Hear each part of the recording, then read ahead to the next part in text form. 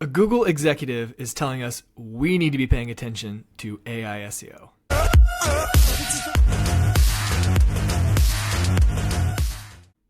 All right, so today we're looking at a comment made from Addy Osmani, who's Google Cloud's AI Director of Engineering. So not the head of Google, but somebody in a leadership position has come out and said, guys, you've got to be paying attention to AI SEO, not just SEO. Considering SEO is primarily for Google, I think this is quite interesting. Now, one thing we should say, he called it AEO. So is that official now? Is like now that somebody Finally. from like a high up position has picked a term, like can we decide on that? I personally kind of like what is AI AEO SEO. then, Nick, for those That don't is know? agentic engine optimization rather than search engine optimization. Okay, So- so that's sort of all encompassing then, isn't it, I think? Yeah, well, mostly focusing on AI agents and LLMs. Okay, so this is important. For someone from Google saying that you need to pay attention to this. I think like they clearly see the direction things are going. And then he gives some practical advice. He's even built his own tool. He's built a tool called agentic-seo. Oh, well, there you go. That's why he's saying to pay attention to it.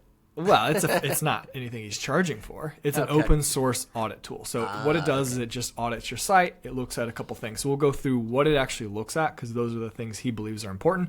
And there's some interesting ones in there that a lot of people have said are crap. So, who knows? But I think if somebody from Google is, and obviously this isn't someone from OpenAI, but someone who you would expect to have good knowledge of how the crawling actually works and what is and is not important. So his tool lives in GitHub. It's a GitHub repo. If you're not sure how to actually use that, which I think if I pre-Codex and pre-Claude Code, I would not have been able to either. You can just put that in, just say like, hey, help me figure out how to use this tool. So I think that's interesting. Okay, so some things he said, they track with what a lot of the SEOs in the space, and using SEOs, I think those are the people who are paying most attention to AI visibility.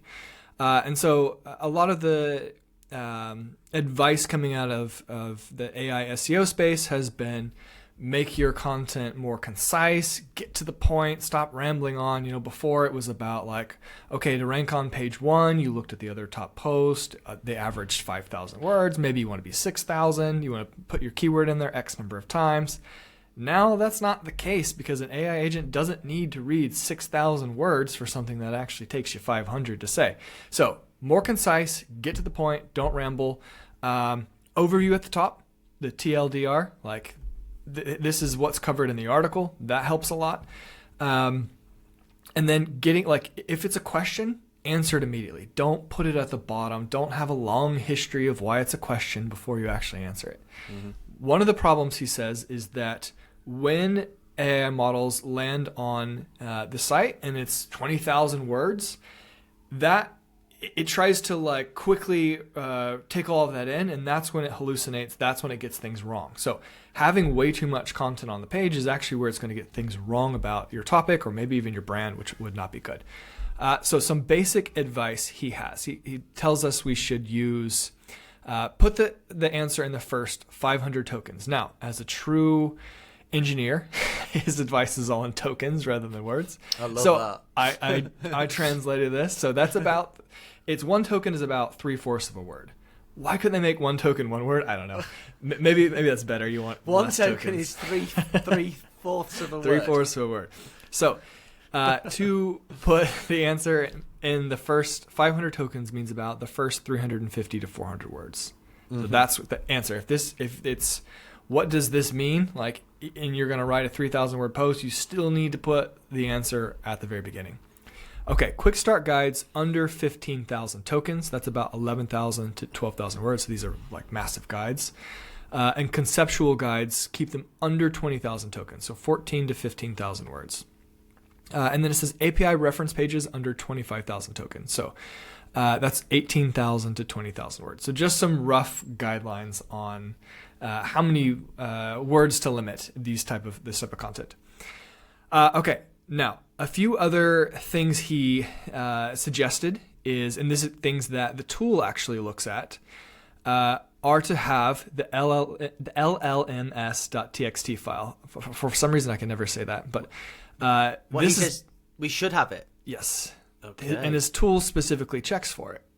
Now, this is like, I won't say hotly debated because nobody really cares that much. But there's some people saying like you need this, the llms.txt file. Other people saying it's crap. The agents don't actually use it. We've talked about this before, and why not put it on if it doesn't take much time or effort to do it? Why not? Okay.